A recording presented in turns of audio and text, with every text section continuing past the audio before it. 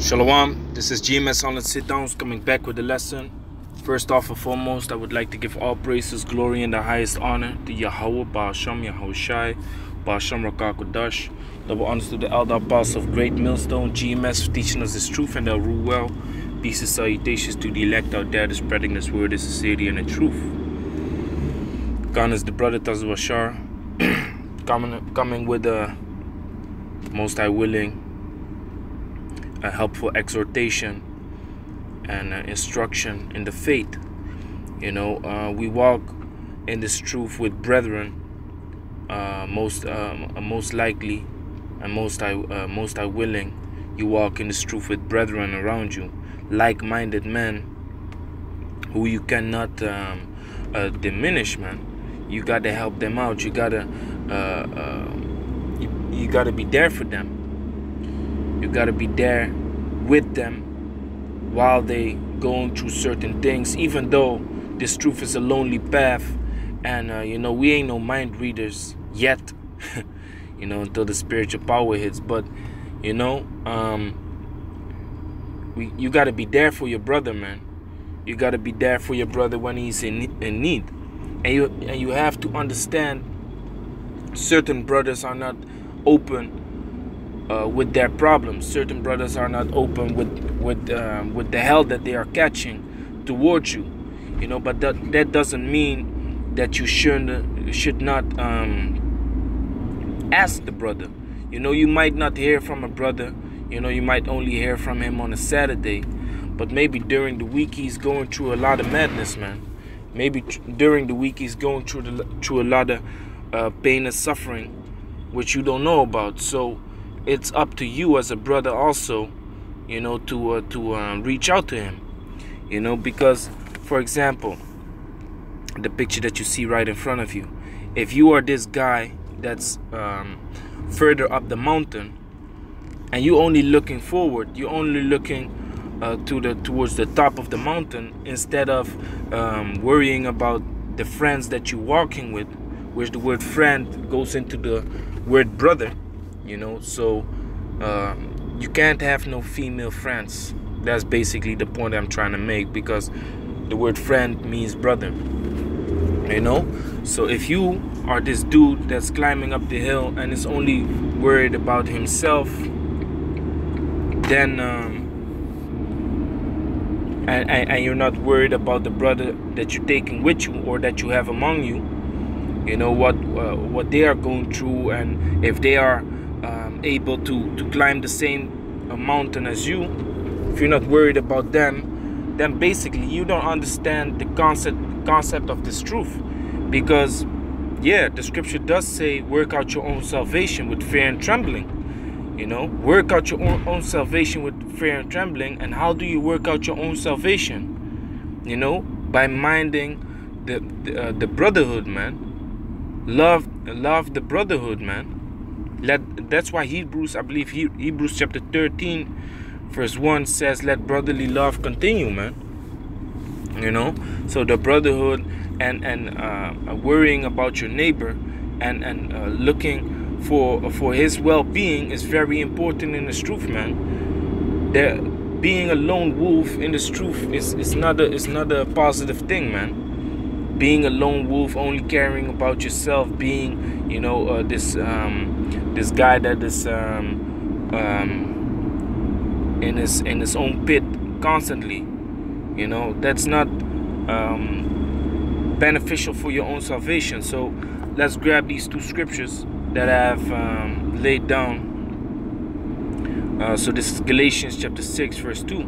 Bear ye one another's burdens, and so fulfill the law of Yahawashi. So if you bear another man's burden, you make his problem your problem. You act like as if it is you that is dealing with this situation. That's how it's supposed to feel in the spirit. Like, damn, you yourself are going through the situation. For example, a brother's car breaks down.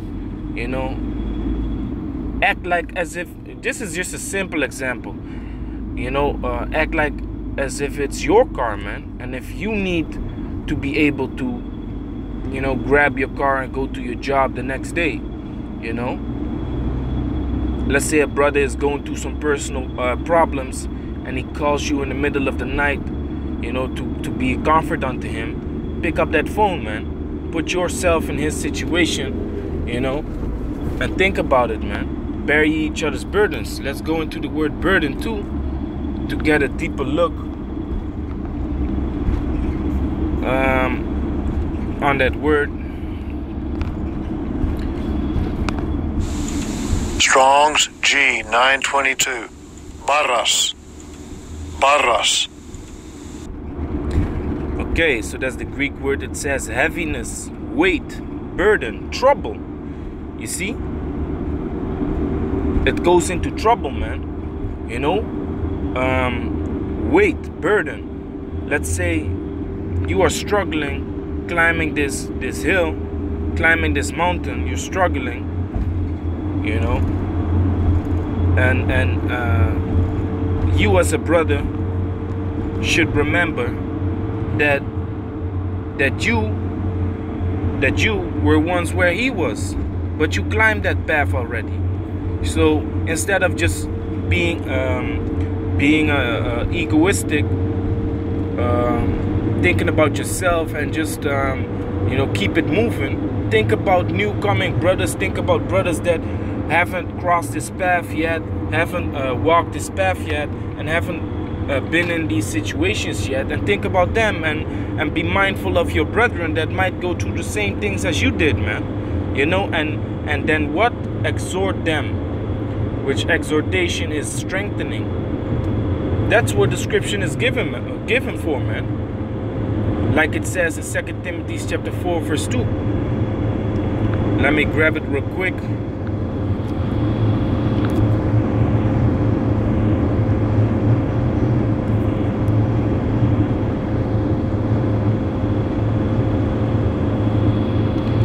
This is 2 Timothy chapter 4 verse 2. Preach the word, be instant, in season and out of season. In season, out of season. Reprove, rebuke, exhort with all long suffering and doctrine. You see, so exhortation, which means to strengthen. Let me show you that real quick also. To call to one side, call for, summon, to address, speak to. Let me go straight to the point. Comfort, like it says here, comfort, instruct, to teach, you know, and by teaching a person gets strengthened, man. You know, the scriptures are beneficial to the people that walk in the ways of Yahawashi, uplifting, you know. So let's go back to Galatians chapter 6. So it says,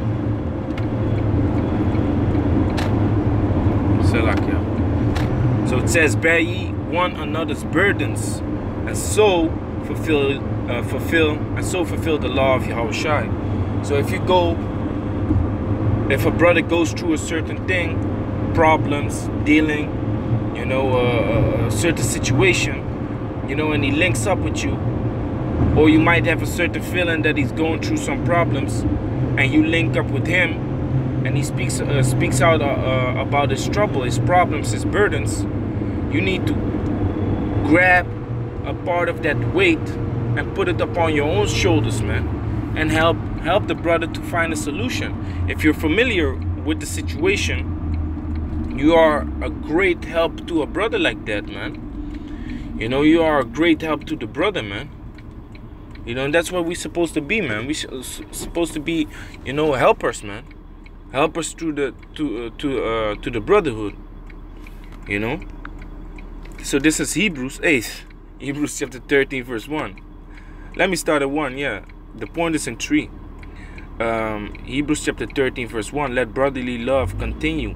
Be not forgetful to entertain strangers, for thereby some have entertained angels unawares. Yeah, and angels are rejoicing when someone turns to the truth, man.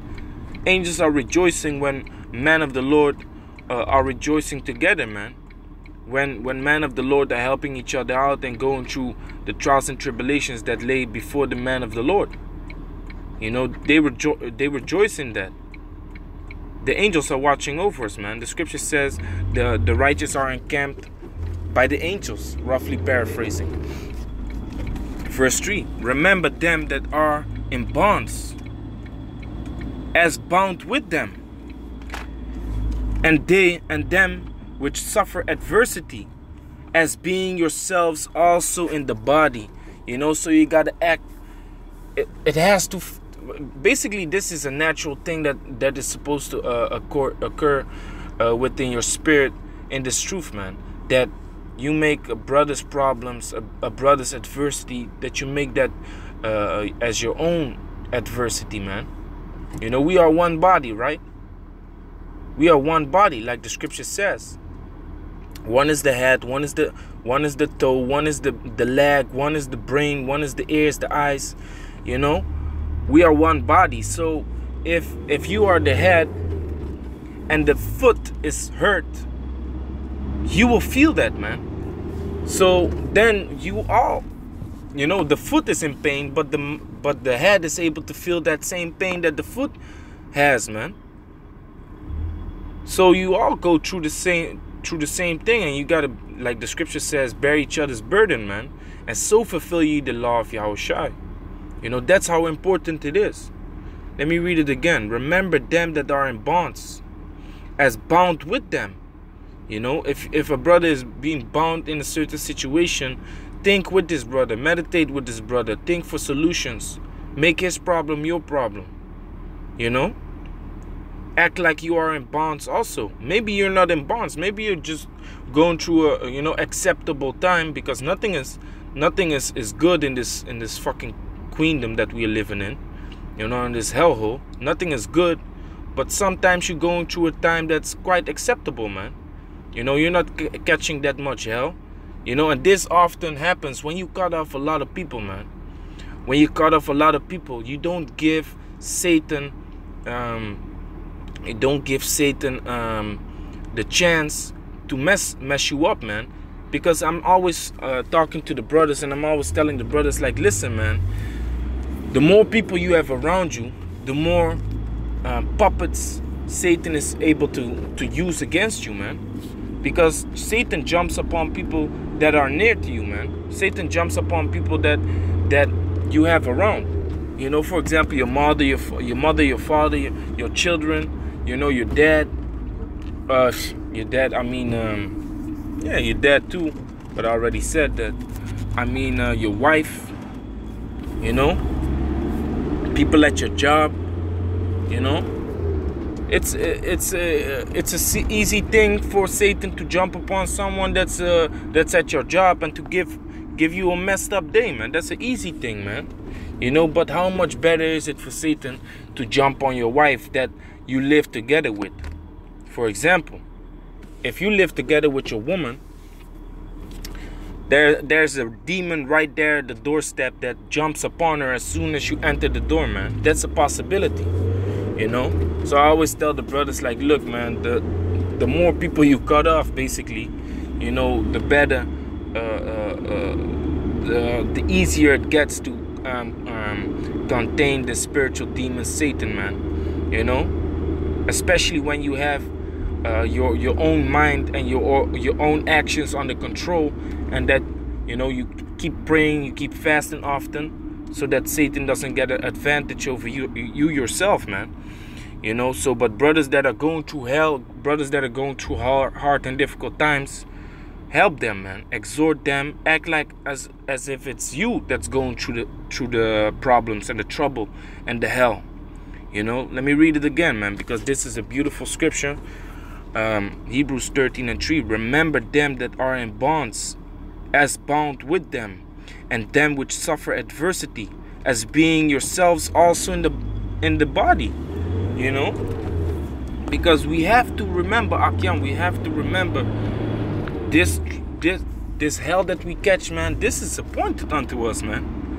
You know, this is appointed unto us to go through these things. Let me see if I can dig up that scripture. believe it's 1 Thessalonians then. This is 1 Thessalonians chapter 3 verse 2. And sent Timotheus, our brother and minister of the Most High, and our fellow laborer in the gospel of Yahawashi, to establish you and to comfort you concerning your faith. So Timotheus, or Timothy, he was sent unto the people in Thessalonica, to comfort and to strengthen the brothers in the faith, because Apostle Paul knew that now that they are in the truth, that they needed to be strengthened, man.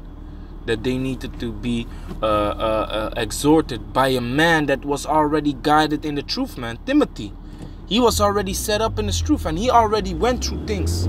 He already felt the pressure and the hell that you got to go through walking in his faith, man. So the Apostle Paul sent a person that already climbed the road that the new brothers have to climb, man. So it was the task of Timothy to look back at the things that he went through, and to observe the Akim, the brothers, and to see, oh, now he's catching this type of hell. Now he's going through this, and I went through that myself. So let me help the brother out, and let me exhort him. Let me strengthen him in the faith. Let me teach him how things are going, man. And let me make his problem my problem, by meditating upon it and looking for a solution for him. So that's what Timothy was sent out to do. Verse 3, that no man should be moved by these afflictions, for yourselves know that we are appointed thereto. So we are appointed to this hell. We are appointed to these afflictions.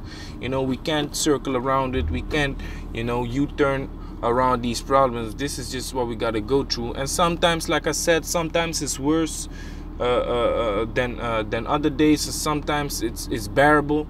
It's not that heavy. The problems and the hell and the adversity and the affliction, it's kind of bearable. But instead of only looking at yourself, also look at the brotherhood, man, because you got to fulfill the law of Yahawashi, man. Yahawashi came for his elect, whom the Most High has given him, and he worries about us. So we got to worry about each other also, man, and meditate upon that. So with that, I want to say, Call Allah, Yahawashi, Yahawashi, Ba'asham Rakal Kodash, Shalom to the elect.